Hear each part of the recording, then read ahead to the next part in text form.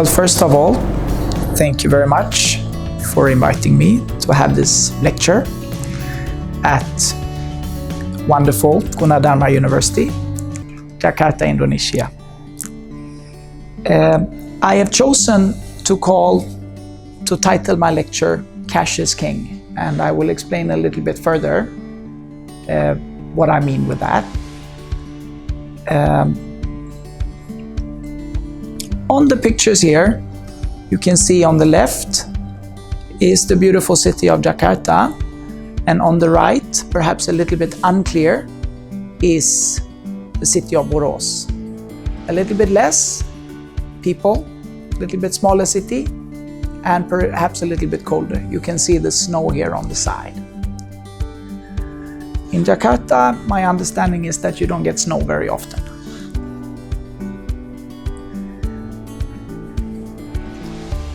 Today's lecture, I will tell you a little bit about myself and University of BORAS. I will mention some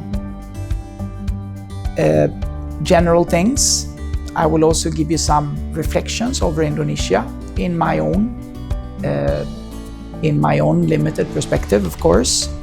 But the main points today are going to be about payment systems and mobile payment systems. I said there will be some instant workshops, but that is probably not entirely true, because I am presenting this to a much smaller group than I originally anticipated. Okay, so this is my office. I teach on a regular basis in Thailand and Indonesia. I occasionally get invited to my friends in the southern parts of Brazil. I have started to do more and more work in Africa, but my main employment and most of the year I spend in Sweden, in Europe, in BORAS to be precise, about 8 or 9 months every year. I will not overdo this, but at least I wanted to give you a little bit reflection on our current situation in the world at the moment, which is of course extremely serious, but it doesn't mean that we cannot joke about it a little bit.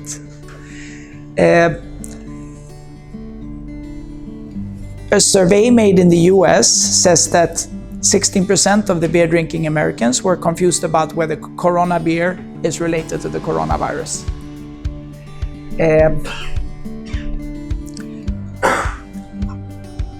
However, at the same time, the sales of Corona beer in the US have actually gone up. So I think we should filter this information. As you know, the media is flooded with information, a lot of true information and a lot of not so true information as well. What is a fact is that my flight coming back to Sweden is cancelled. Not going from Jakarta to Istanbul, but to go from Istanbul to Sweden is not possible at the moment due to Turkish decisions lately. So I actually am not sure at the moment how and when I can go back to Sweden. However, as you know, I'm very happy to be in Jakarta, so I don't worry very much about that. Maybe I'll still be here a few months from now. All right, so let me tell you a little bit about myself. I have actually lived and worked in Thailand for over 20 years as an IT consultant and running my own IT consultancy company. So from 1993 to 2013, I was permanently in Thailand. Now, I go back and forth quite often. I travel around in the Asian region with Bangkok and Thailand as my Asian base, but I do actually work full-time in BORAS at the moment. I got my PhD. I finished my PhD at Asian Institute of Technology in 2014.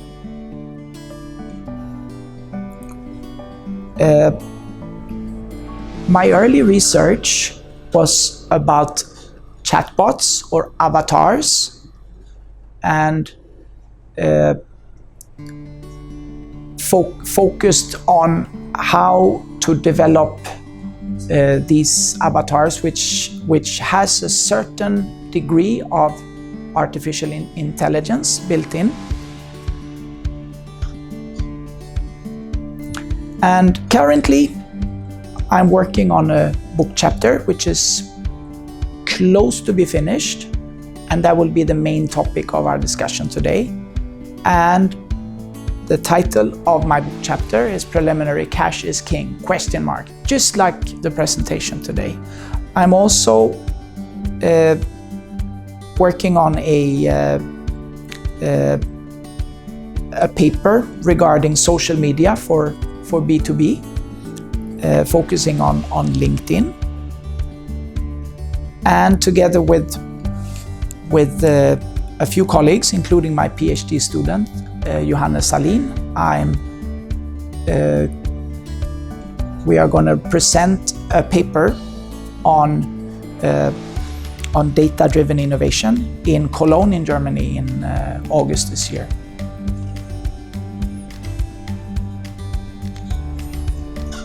A little bit more about myself and about my contact details.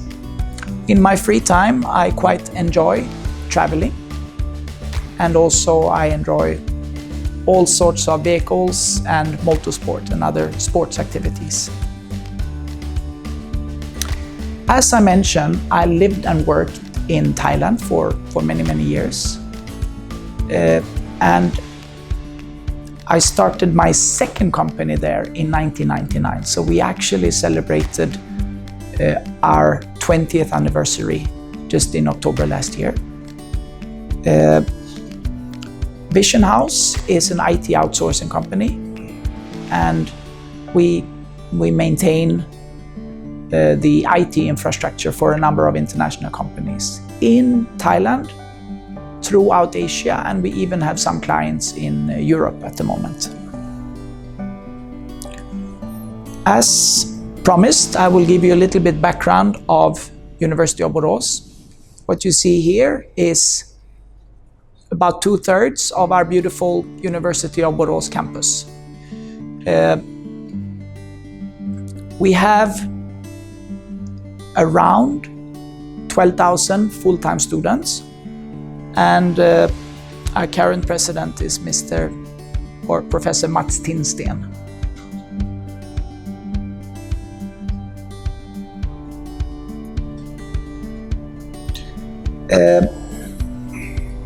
Some comparison between Sweden and Indonesia, as well as Jakarta and Borås. As you can see, the population of Jakarta is actually 100 times greater than the population of Borås. Also, Indonesia is relatively dense, whereas Sweden has a quite low population density.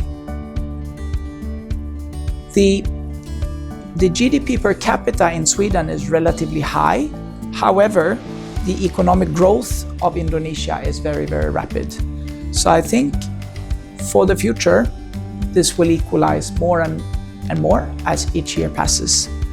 I also see, however, two very different countries quite far away from each other. I see, and as you will see in my presentation today, there are many similarities, many similar opportunities and challenges.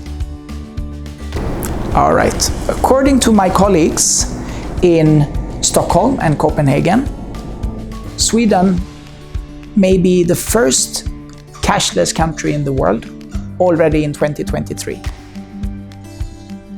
And lots of information has been published on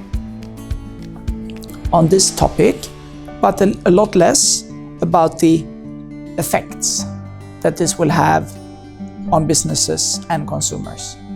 And it's not only Sweden that is moving very rapidly towards a cashless society, but rather most of the world is moving in that direction, including Indonesia and Kenya, as I will bring up as an example today.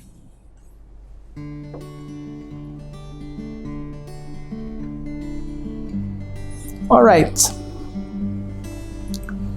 So, knowing that we are moving towards cashless economies and a cashless world in perhaps not so many years, what are the advantages? Well, in many countries, the authorities are quite happy.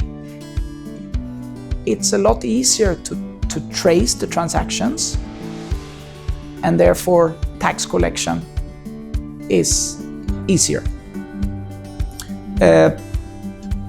Potentially, this will lead to personal safety and less crimes, meaning it is a lot harder to rob somebody for money if they don't carry a lot of cash. Potentially, it can also lead to less crimes. However, is the crime rate really decreasing, or are we just moving to more cyber crimes? But so far from the limited data we have no indication that it's by any means safer for a person to carry around cash than to use electronic means for payment. Many surveyed consumers like the convenience of electronic and mobile payment systems and the ease of use. It is also potentially a cost saving, but we will get back to that and see. Some disadvantages. The electronics solutions, whether they are mobile or others, are more difficulty for the elderly. We do have a digital divide. We have digital exclusions, more and less in certain groups and certain parts of the world. Some handicapped look at this as a disadvantage, not all. In the vision impaired community, there are quite a few positive aspects to electronic payment systems as well. As the systems available today, very few of them will actually travel across borders. This is a limitation as well. Credit cards travel really well. They are international, but a lot of mobile and electronic payment systems around the world are national and therefore limited by borders and boundaries. Also, if new solutions are coming slowly, there is the risk, perhaps a little bit more risk in Sweden, in my country, for monopoly or oligopoly situations where one or very few companies control the payment markets. So in my presentation today, I will elaborate a little bit on some of the popular payment systems in these three respective countries. A little bit about OVO and GoPay in Indonesia. A little bit about MTM Mobile Money and M-Pesa in Kenya, and EAC. EAC stands for East African Community. And Swish and Secure in Sweden. Secure is unfortunately a defunct company, but they are still relevant as an example. Swish is a very popular peer-to-peer payment system, but a little bit less of a B2C payment system today. This is actually a title of a paper for one of my Indonesian students here a couple of years ago, which really inspired me. As you can see, the title is Gojek is My Life. And interestingly, when I held this lecture in 2018 and my student submitted this paper to me, Gojek was only 3 or 4 years old at the time. But still, in those very few years, it has already made such a big impact on everyday life for people in Indonesia. Okay, so this is a graph just illustrating the growth of smartphone penetration in Indonesia. And as you can see, the development is quite dramatic.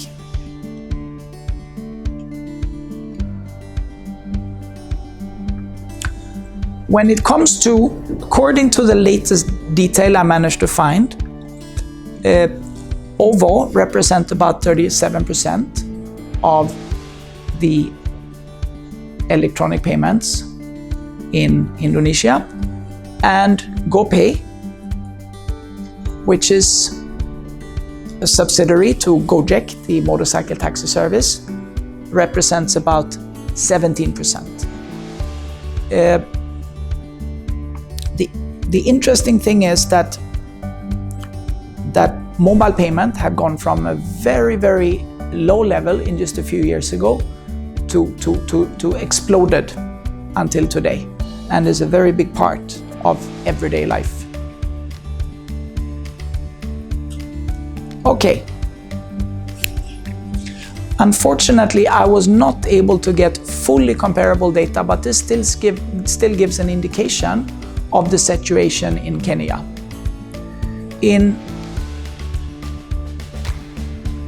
If you look at the internet penetration in Kenya, in 2010, it was less than 10%. 7 years later, in 2017,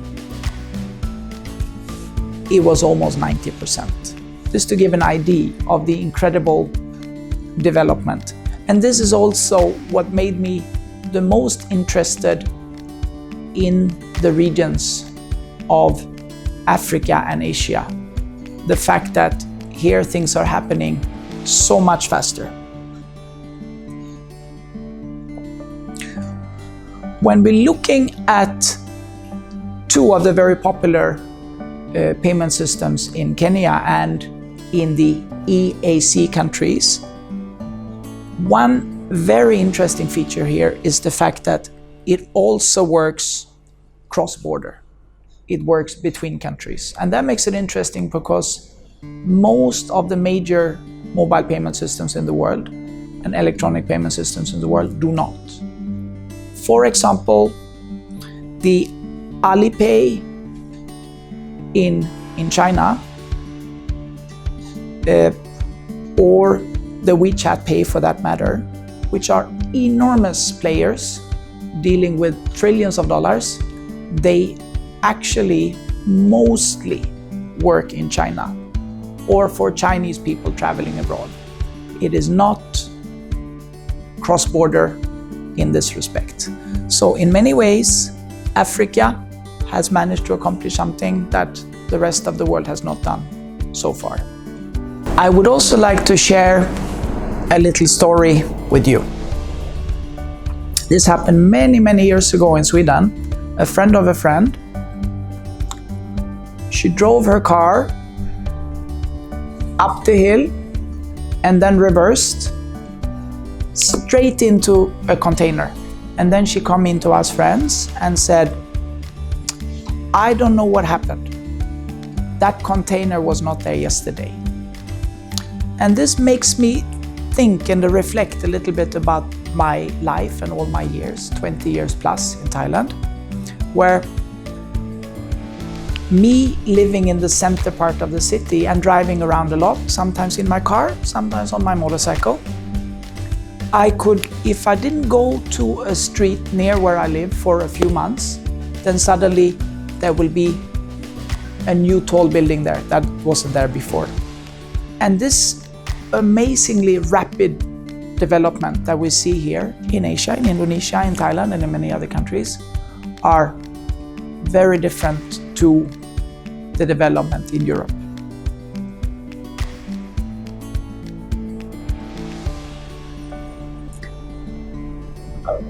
But why is the development so much faster in these countries?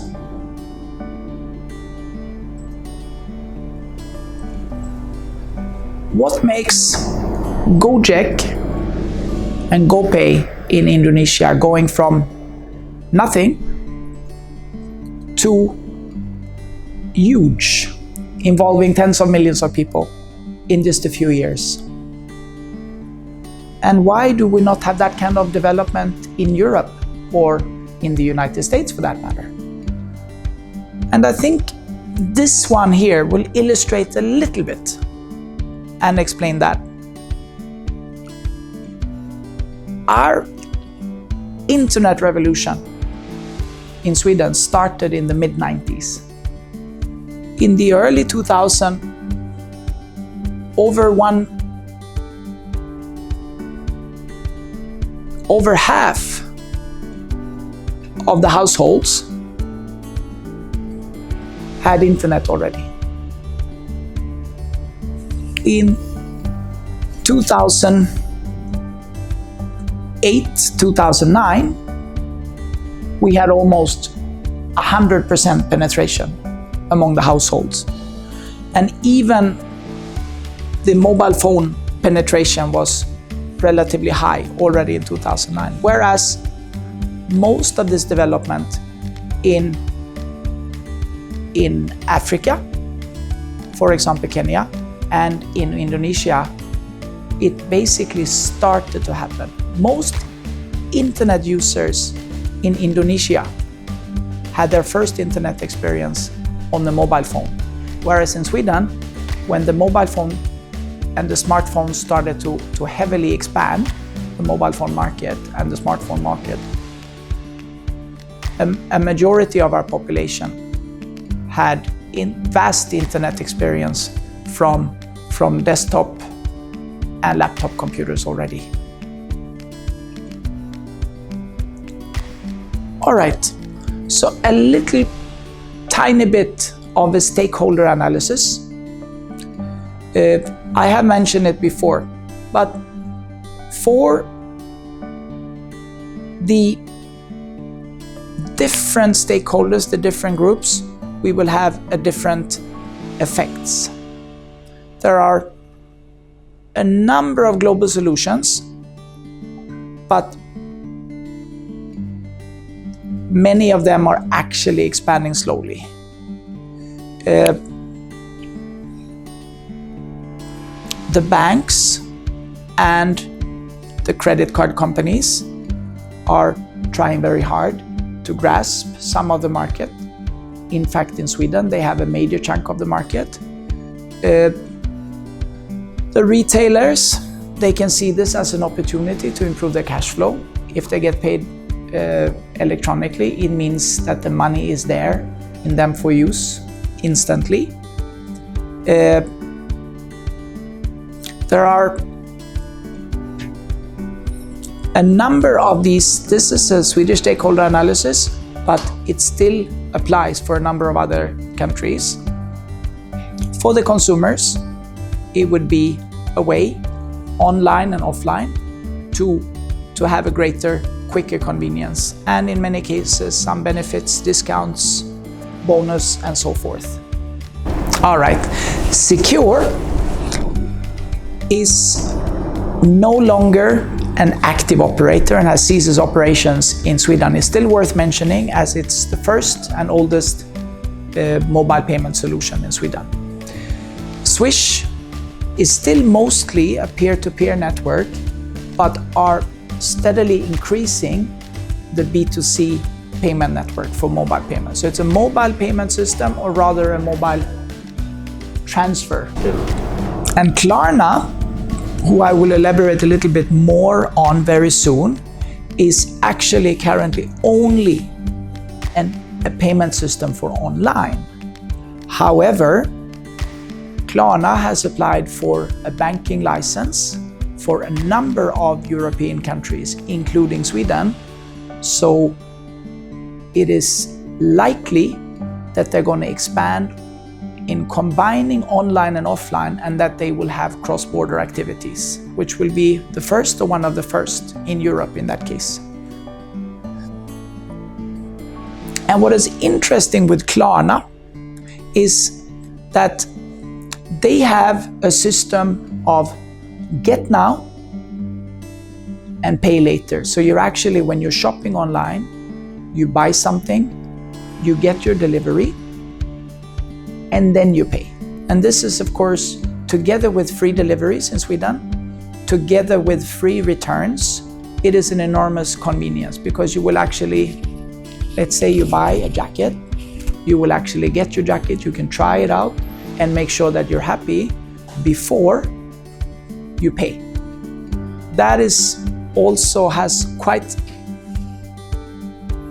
a huge impact on the e-commerce trust, because the risk of the consumer is a lot less.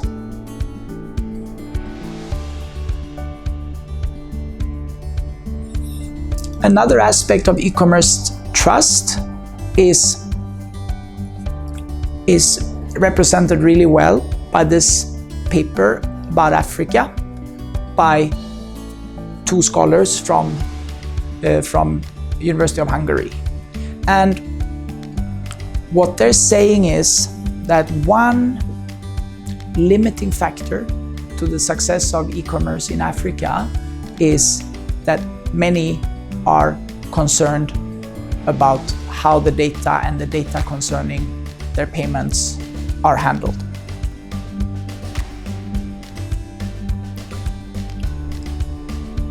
Another, I think, quite interesting finding on my own research and my students' findings in Sweden is that they have concluded in their thesis that the more options the consumer have on a website for payments, the larger number of payment options, the more likely the consumer is to buy and the more confident they feel about that website and the company in question. So even if they actually normally always use the same system, whether they use their credit card to pay normally, or they use Klarna, this get now pay later payment system, made with an e-invoice or any other system, they still feel more confident if there are numerous payment methods available.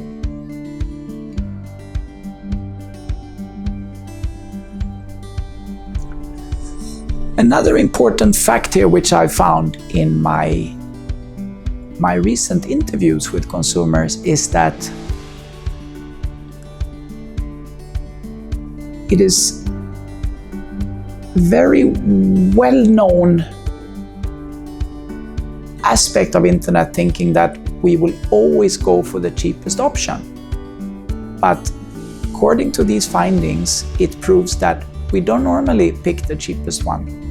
We do our price runner, or like in Sweden, we have one web page called Prisjakt, meaning price hunt. We do our homework, we check the price, but we don't normally buy from the cheapest company.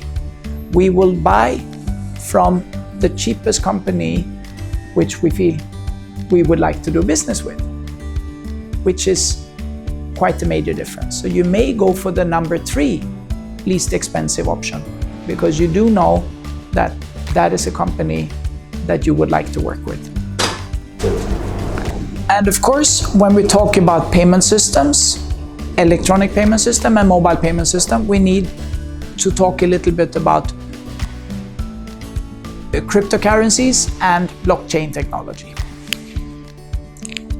As many of you probably know, Bitcoin is extremely volatile. When I started looking at Bitcoin, a Bitcoin was less than $1. A year and a half ago, it was $20,000. So the volatility of this currency is quite scary. Another problem is that most of the transactions are either illegal activities, different types of crimes, weapons, drugs, human trafficking, and so forth. And the other major part of Bitcoin is related to speculation, which means that as a means for payment, Bitcoin is highly questionable. Not because of a default of the technology, not because of a problem with the currency itself, but because of how it's being used and the extreme volatility. If you have a currency which is the one day worth 20,000 and the next day worth 0 or close to 0, it is very unmanageable. However, one cryptocurrency or group of cryptocurrencies which I am quite excited about is stable coins. These are electronic coins, Bitcoin similar, but they are pegged and they are directly connected to a currency. For example, to US dollars or euro or any other major currency, which means it will decrease the volatility, but you will still have the flexibility and the potential anonymity of a cryptocurrency.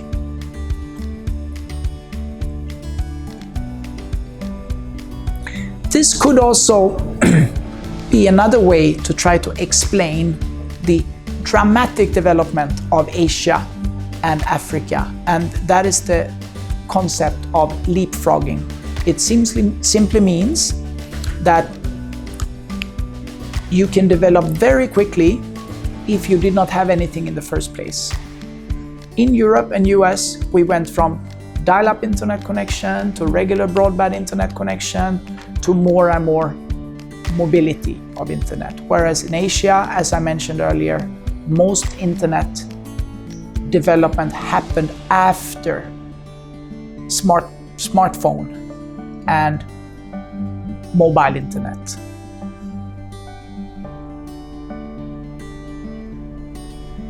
And then, of course, the billion-dollar question. So what's next?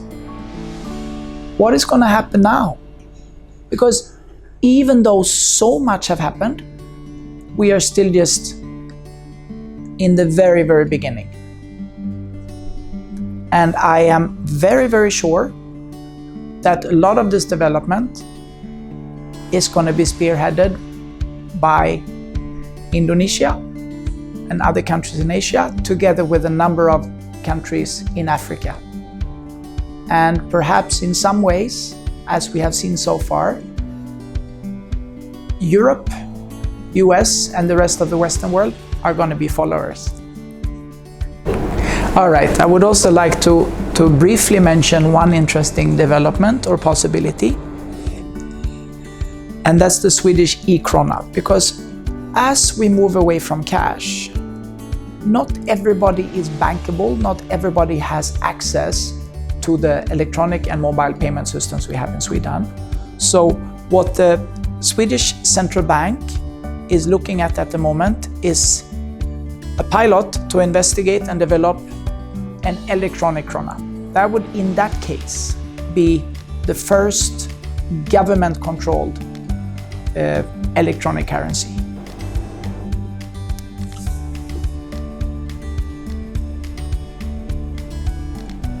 And then a question to you as an audience. Would you like to try? Would you like to have an electronic chip implanted into your hand? And by that, I would like to illustrate something. Let's hope that the magic world of technology works now.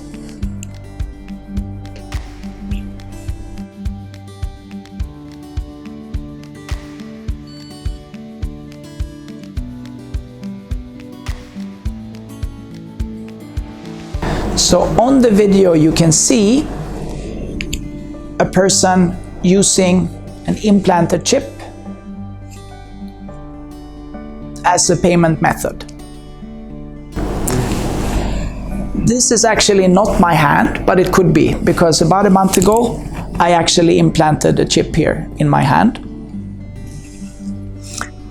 And the reason I did that is, well, for numerous reasons, but I have decided that 2020 is going to get a keyless year for me. So besides being able to handle payments from a chip implant, I can also use it for open doors.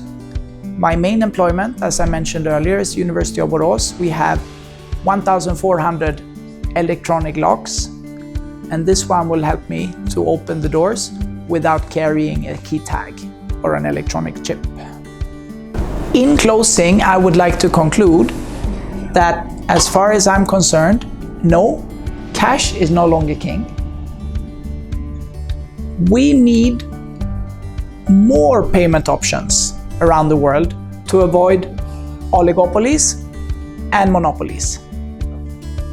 There is a lack of international solutions, meaning cross-border payment solutions. In fact, most of the world do not have it, with the exception of a few countries in Africa. And I do see a future great opportunity for cryptocurrencies. For example, stable coins. And with that, I would like to say thank you very much. It's great to have you as an audience, and please contact me if you have questions, feedback, want to know about reading, or would like to give me some pointers of interesting technologies going on. Thank you.